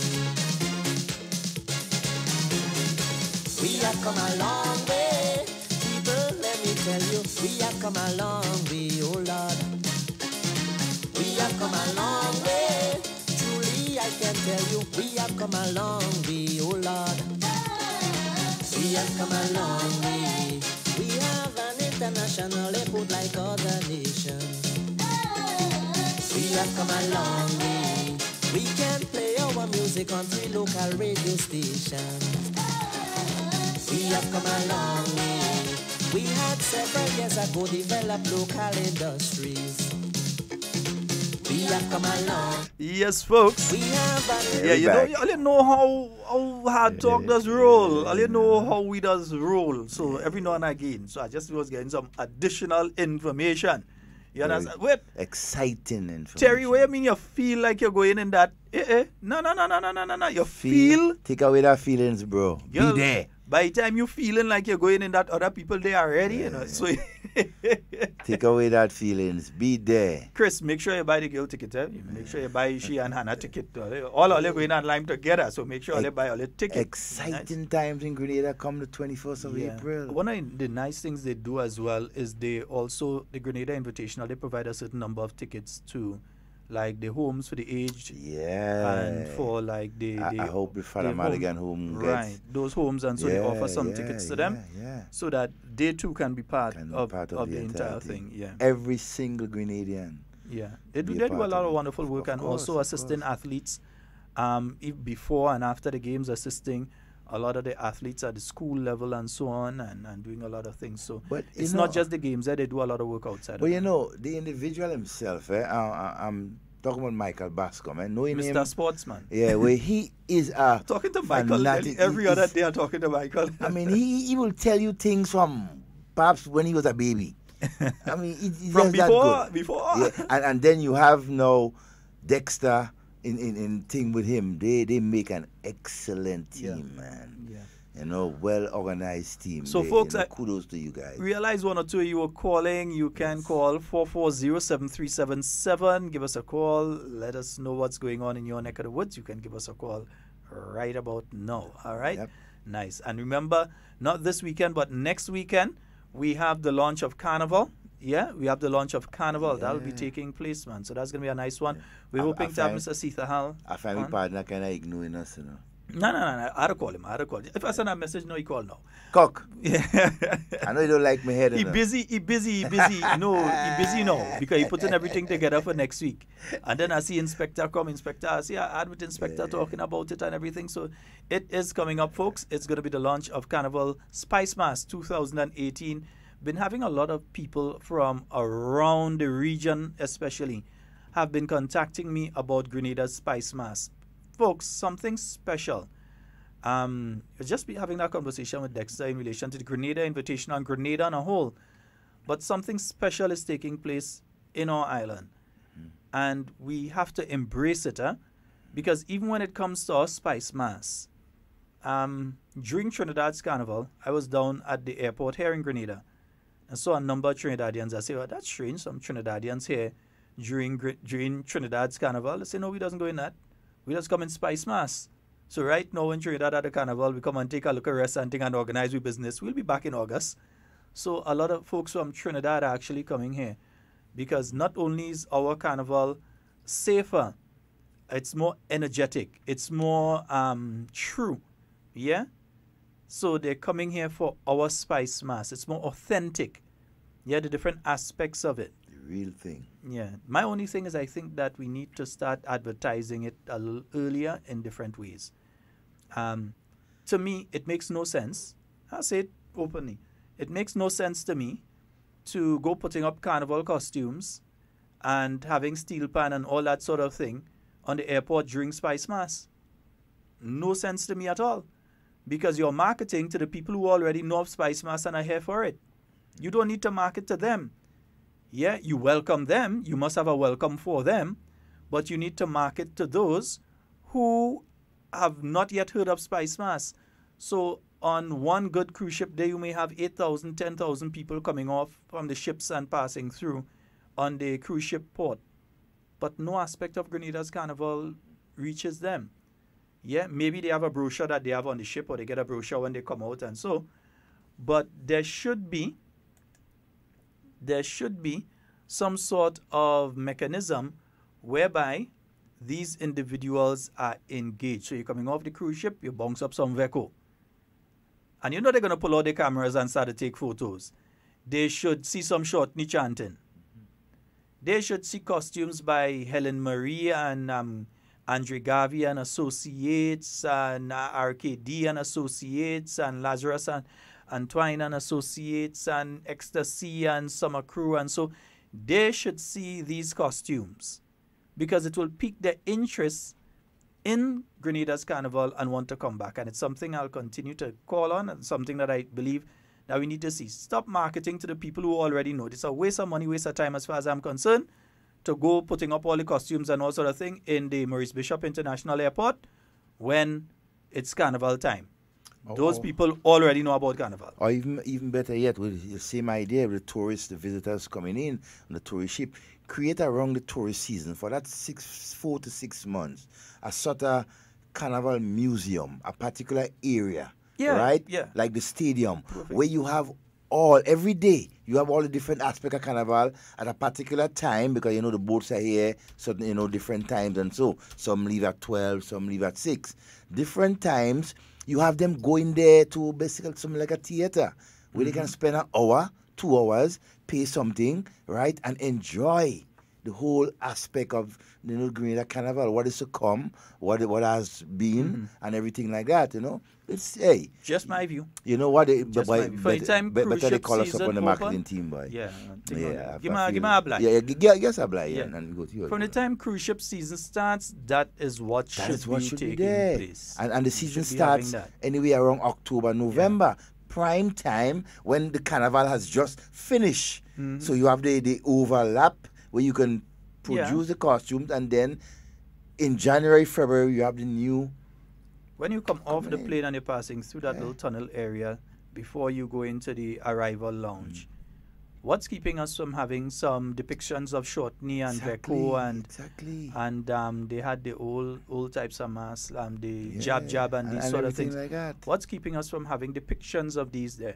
And we are not short of material now, because we have the Carriacou Carnival, right, is right up at the top. But even addition. Carriacou's Carnival must have a prominent place, especially things like Shakespeare Mass. Yeah. And I'm not talking of photos here. I'm talking about actual costumes on mannequin or actual people. Yeah. I think everyone's having that same problem now with the live. There seems to be a problem with the live. It keeps sticking on my end, and I'm pretty sure everyone is going through that same problem, because I'm seeing the numbers dropping. And I think it's a problem with the internet itself. Yeah, I think it's a problem with the internet itself. It keeps... I have no idea. And Mr. Technical Man disappeared on me, so I don't know where he is. Yeah, so it keeps sticking, and I don't know what to do in relation to that right now. Yeah. So we have a golden opportunity here, right? Yeah, no, we'll speak to our friend. We'll speak to the minister. Yeah. Wait, no. It's under a different ministry now. The Ministry of Culture is now under youth, so arts, it is Senator Cox and Kate. Honorable Kate Skeeter Lewis. So we're gonna have to speak to both of them in relation to it. Yeah, because he's not the Minister of Culture, so we gotta talk to him in relation to that man. Let me nice up the thing a little bit. Yeah, man. We have the materials for it. You can't have 70, 80,000 visitors to the island during the cruise ship period and not expose them fully to Spice Mass. 70, you say? 80,000? No, just using a conservative figure. Okay. Because sometimes in 1 week you have 10,000, and then it's from since October coming up. Exactly. So we cannot have that volume of people that are coming for Spice Mass. And not Spice Mass, coming to Grenada and not use that opportunity to showcase Carriacou Carnival and Grenada's Carnival. We should be showcasing in the both of them. Yeah. Exactly. Both of them. So we're enticing people to return in a short space of time, right? Thus creating enormous benefits for our economy. I know me. I was actually putting a real shortney on the a real jab on the airport. Yeah, the jab and everything. With Old Island. Live thing right there. Old Island. Let the people feel it. And a snake for to themselves. it. Are giving them a snake. Yes. They say don't use the snake and are giving them the snake. Hey, you have to be, we have to begin to get a little bit more innovative and bring up different ideas to enhance, those products that we have. Yes, indeed. 440-7377. That's 440-7377. As I said earlier, sorry, during the conversation we missed a few calls. Yeah. So you can call back right now. That's 440-7377. We still got a few minutes there where we can entertain a couple of calls, and so call us, share your views. Yeah, and some people started calling me on the cell phone and all. They wasn't getting so started to call on the cell phone and that kind of thing. Let's say a special good morning as well to Carriacou and Petit Martinique. We hope that you all are having a wonderful one. I know that the Carriacou, Petit Martinique has their Whitsuntide regatta that comes up. That's a wonderful one as well, Devon. Yeah, I've been there to that. I've never been to Petit Martinique. Good morning and welcome. You're missing out. Good morning. Good morning. Yeah, Sheldon, sorry though. I mean, I don't know, nobody's calling, so let me call, right? I just want to make a quick point in the sense that I don't, after all this is over, the invitational thing, if Dexter could pay attention to cricket at the when I say junior, like our local level or maybe the regional level, to bring the younger ones to the forefront in the same atmosphere which the invitation has been done. All right. Wow. Excellent. Okay, brother. Probably at 2020 level. Yeah. You see, the thing is, when it comes to cricket, that has to work along with the Grenada Cricket Association. There has I to know be a it will be structure to Grenada them. Cricket Board and also maybe the West Indies Cricket Board Association. The who? But we need Wait, to bring- bro, let me be main friends now. Don't tell me about that organization. You just called me. I just saw the conversation done. Have a good day, eh? All right, nice, thanks. Yeah. Have a good day. The who? It had that? Wow. The David Cameron show? It I know West Indies Cricket Board are David controlled. Cameron show. That the You David Cameron show? Good morning and Good welcome. morning, Brother Devon. Good morning, Miss Jacob. And good morning, Senator Scott. Morning. How are you all do? We're good. Yeah, we're getting a little jiggle. And I come out in tongue and I will rock here about 9:45. Yes, a little thing I want to throw out. Please. When we all say we have the gas and thing lighting in your kitchen or wherever it is, some people like to turn on the gas before the matches. No. You light the matches and you put your hand on the gas and you turn it off. But my own now is a different cylinder I have. I had the two big ones. So I have the pipe inside. Don't open the gas too wide outside, please. You put it on a pace, but don't open it too wide. Because if you open it too wide, it's trouble. Go and light it, turn it on, not too high. So you go inside now and you see how the flame going. If you find the flame going too high, you go back outside and you give it a little turn down, not too high. Because that could bring chaos, and I'm sorry, my sympathy goes out to Mommy. Mommy up wherever thing there yesterday. Brother Sheldon, I cried, trust me. When I hear how they call him, on WFM, I bring it by Sheldon, I cry. A lady called me, she said, oh God, Miss Jacob, what it is. I say, I can't tell her, you know where, I can't tell her. You go listen and you go here. God, Brother Sheldon, that's hard. It's tough. It's trouble. Oh God. All right, my dear. So you all have a wonderful and a blessed day, you Brother Sheldon and Brother Senator Scott. All right, thank you very much. You enjoy the rest of the day. You all and I love you all. You too. Love you too. Bye-bye. Bye-bye. Hey, good morning to Camille Teresa Scott. How you doing, my dear? Camille cussing me. I don't come and collect me. Yeah, I go come. you. But I must go in down this. No, I have to go in down this afternoon. So when I go down, I'll handle my business one. Yes. The Camille Scott is the representative for the bus terminus. Yes. Yes. But it's the really MP for the terminus. And I mean, it's really wonderful to see the team that has been put together. The team that has been put together, you could realize a lot of thought went into the construct of the team. Then, you know, we could talk about team because what we have is a team. A real team. Yeah. We have a caller online. Good morning. Gentlemen, pleasant morning. Pleasant morning to you, Well, Mr. Scott, I must say, this morning I was laughing my head off while listening to the host of the NDC Morning Comedy Show. No, yeah, listen, 3 things that win election: good organization, money, and great personality. That's coming from the host of the comedy program.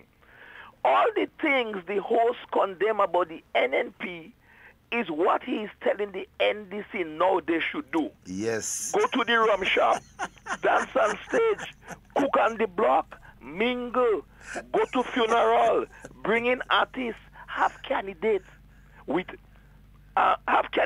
great personality. Now, Mr. Scott, listen to this, eh? I know this court was the deepest. I know the embarrassment lingers, and I know the feeling of surrender persists. But we have a country to build, and Grenada's future is looking very good. And by not getting on board shows a lack of love for country, because at the end of the day, it's not what your country could do for you, but what you could do for your country. Now, listen to this. People talking about they don't want to get on board because Grenada, that will lend the way to Grenada becoming a one-party state. Now, Mr. Scott, I'm not a hypocrite. I've said it on your program before that I favor a one-party state. Now, what is wrong with a one-party state? What's the problem? A one-party state in our democracy can only be achieved with the same government or party delivering the goods and services that is in the best interest of all the people. Grenada can be a one-party state with a failed government. Now, our greatest achievement in a 5-year period materialized when we had a one-party state. For me, I'm in favor of a one-party state because continuity is a main pillar in such a system. Now, so listen to me carefully here for the next 2 seconds. So, example, in the Northwest constituency in St. Andrews, our honeymoon is wrapping up. The people can expect to see Mrs. Thomas surrogates and activists right through the 5 years in the constituency, because our objective is to ensure that we have no competition the next time around, and that must be achieved. I hope this is the mindset of the other constituencies. But from the Honorable Sister Delma Thomas' standpoint, this is the direction in which we are moving.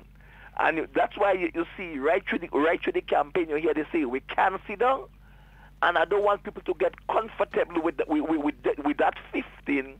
We should not be sitting down, and we should be making, with this government delivering in the next 5 years to come.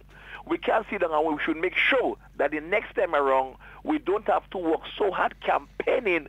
We should be continue to work hard, developing the lives and uplifting the standard of living of the people in the different constituency and by extension, Grenada on a whole. I want to say a special good morning to my minister, Sister Delma Thomas. Gentlemen, have a pleasant day. Thank you very much. All right, my friend. Wonderful day. Yes, indeed. And you see, I have to say this as well. You see this constant reference to money, and this one was paid, and that one was paid, and this one was paying off. It's all because there's a specific mindset among the leadership of the National Democratic Congress of the needy and greedy. So that you're needy and greedy so that you could be bought. That is their mindset. That is their belief of you. That is what they believe of you. And their mindset has not changed. Even after election, they have not realized that they made an error in judgment of the Grenadian people. They haven't realized that they made an error in making those statements outright. So each time you hear them speak about, oh, this one has been bought and that one has been bought and this one been sharing out money and all kind. Devon didn't say share out money too? You ain't here yet? I ain't here. Yeah. I ain't here, so the mere fact that you hear them speaking of this kind of thing, they've accused Senator Humphrey of that. They've accused me of that. They've accused nearly every candidate of the same thing. Yeah, that this one was sharing out money here and that one was sharing out money there and that sort of thing. And the thing is, the people who are saying that know that they're lying. They will not say it in a place or a context. Anytime they start talking to me, I pull them a phone and start to tape them. Because I'm going to court, that's for sure. Yeah, we go into court. They know they cannot defend that in a court of law. They know it's not true. But they're trying to sow the seeds of doubt. And in a psychological sense, they're also trying to soothe their bruised egos after the election. So you understand it from that concept. But also in the larger perspective, it's the continuance of the needy and greedy statement. Yes, mentality. Yeah. Vex with Brenda Batiste all you want. It's not Brenda Batiste that said it. Yeah. And it's not just the Claudette Josephs that have that mindset. It's the entire executive of that organization that just views not just NNP supporters, you know. You, the NDC supporters, they view you like that too. They're an elitist group of individuals, which is why they view people as needy and greedy. And if they view you as needy and greedy, then in their mind, it's no problem to come and dangle some money in front of you and buy your vote. Yeah, that's why they continue with that sort of narrative. Because to them, it's the only one that's helping some of them remain sane. This thing could not have happened just like that. It could not have happened just like that. Wake up, you all guys. Yeah? So in their mind, to keep their sanity, to keep themselves from losing it, they have to find something to hang on to. Hold on to it. So they're hanging on to that and they're holding on to that. But I think the better thing for them to do would be to face reality. August is trying to give advice. Yeah, okay, we're not giving advice. I mean, they are fellow brothers and sisters, and so we need to, despite it's a difficult thing, and so, but you guys need to get a life. We need to continue. Wake up. The election has come and gone. Maybe they need a life. You understand?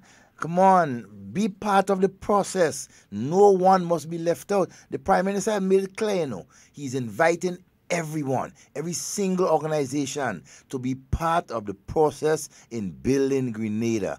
What else can you get? Rita, see some of them on that live, they like, we have to have a special bleachers for hard talk for the Grenada Invitational too. Yeah, we may consider that. Back onto what you're talking about there, it's sad.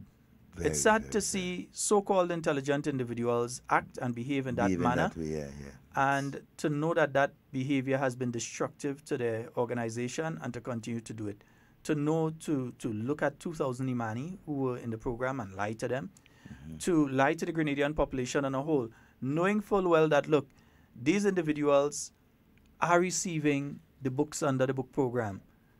And to look at them and tell them, you know you're not. You're not. I mean, come on. That don't make any sense. It's sad. It's really, really sad. Yeah, that is just lying for lying's sake, for spite.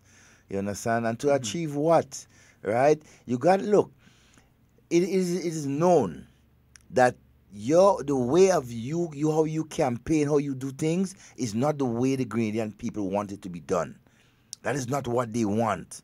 They want you to think and do things different. They want you to come on board, united, right? And make Grenada a better place. Not you there opposing and trying to destroy what is being built, right? We have to have that mindset that Grenada comes first. We have a caller. Good morning and welcome. Sheldon, for 2 seconds. Go right ahead, man. Because I can't talk long. Sheldon, let me tell you on their one.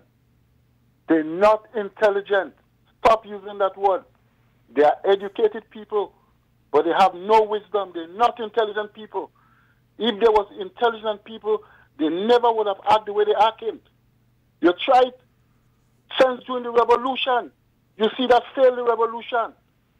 You continue trying the same thing, and they haven't done one since during the revolution. Yep. And that's what brings the downfall of the revolution. Whose side you on? Whose side you on? It's nothing to do with side. It was about building the country. And we had a one-party state during the revolution. And you know that, Devon. Yep. Maybe Sheldon was a bit too small to know that. He was a baby. You understand? We had a one-party state. And it worked right. It worked. You had you sure it was working? Yeah. You know, right? Until some others, you couldn't say nothing wrong with the revolution. Once you give your opinion, you understand? You was a counter. You know that. Yeah. You could not see something going wrong and say, well, comrade, this is not... Where? Then they want to... Why? You don't know what to use for that. And that continue going right through the NDC. Even when they had to get into the NDC. Yeah, man, you have to thank Uncle Tilly. Because men like, Ken Joseph and them men and them didn't want those boys to come to the front line. They didn't want them to come to the front line. Right? I sit down with Logan and Ken Joseph and we sit down and talk, and our man don't want them men come to the front line. They could be part of it, but they don't want them to get to the front line. we used Tilly to get to the front line because Tilly stretched out a hand and Colin Chester and all the boys because he know the party was nothing without the younger guys. And what we do? We fail. We fail big time. You understand? And we continue failing. And they wouldn't listen. And I blame persuade all of them who are in the party would not stand up and take the mic and start to lambast Nas. You understand what I mean? Nas and Franca in St. Paul.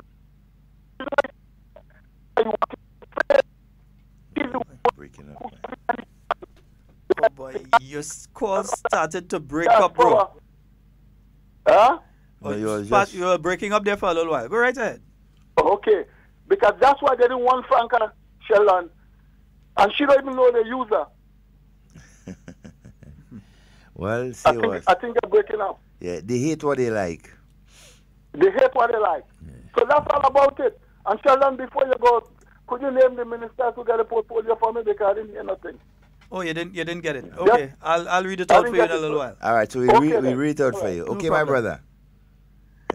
Yes, indeed. That's our good friend out there in Canada. Yeah, I think we can refresh the memories of all about the different ministerial positions. So, 4 senators were sworn in. The Honorable Simon Steele, the Honorable Nolan Cox, the Honorable Dr. Winston Garway, the Honorable Senator Chester Humphrey. So they were sworn in. The ministerial portfolios: Prime Minister Dr. The Right Honorable Keith Mitchell as Minister for National Security, Public Administration, Home Affairs and Information Communications Technology, Minister for Finance, Planning, Economic Development and Physical Development. Honorable Gregory Bowen as Minister for Infrastructural Development, Public Utilities, Energy, Transport and Implementation. Honorable Yolan Bain Hosford as Minister for Agriculture and Lands. Honorable Emlyn Pear as Minister for Education, Human Resource Development and Religious Affairs. Honorable Pamela Moses as Minister within the Ministry of Education, Human Resource Development and Religious Affairs, with special responsibility for tertiary education, skills development and education outreach. Honorable Dr. Clarice Modest-Cohen as Minister of Tourism and Civil Aviation. Honorable Kate Lewis as Minister within the Ministry of Youth Development, Sports, Culture and Arts, with responsibility for youth development. Honorable Nicholas Steele as Minister for Health, Social Security and International Business. Honorable Oliver Joseph as Minister for Trade, Industry, Cooperatives and CARICOM Affairs. Honorable Alvin Debrio as Minister in the Ministry of Climate Resilience, the Environment, Forestry, Fisheries, Disaster Management and Information, with responsibility for forestry and fisheries. Honorable Delma Thomas as Minister for Social Development, Housing and Community Empowerment. Honorable Peter David as Minister for Foreign Affairs and Labour. Honorable Kendra Mathurin Stewart as Minister for Carriacou and Petit Martinique Affairs and Local Government and Minister for Legal Affairs. And you have the 3 senators who hold ministerial portfolios. Honorable Simon Steele as Minister for Climate Resilience, the Environment, Forestry, Fisheries, Disaster Management and Information. Honorable Nolan Cox as Minister for Youth Development, Sports and Culture.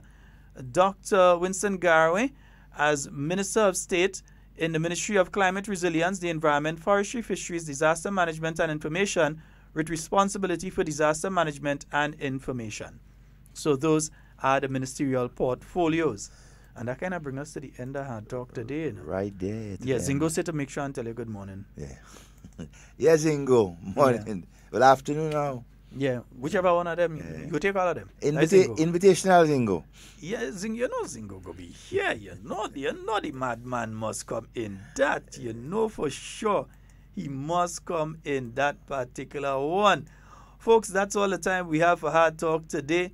It was a wonderful one. Once again, always a pleasure being here with each and every one of you. And the computer decided you want to get trouble right now. You know, right. All the computers just started going to fizz right now. You know, yeah. So it's been a wonderful one being here with you. And as usual, as we always say, it's a pleasure being here, but we always want to be speaking to and with you. And not about you. So enjoy the rest of your day today. We are out of here. Peace. As usual, as we always say, Wake up, Caribbean. It's market time every Saturday morning on your radio station from 6 a.m. to 10 a.m. on We Vibe 94.9 Brooklyn, CRFM 89.5 Grenada, Liberty FM 92.3 in St. Lucia, and Sister Isle FM 92.9 in Carriacou. Now, that's a Caribbean marketplace hosted by the Spice Ram. Tune in for the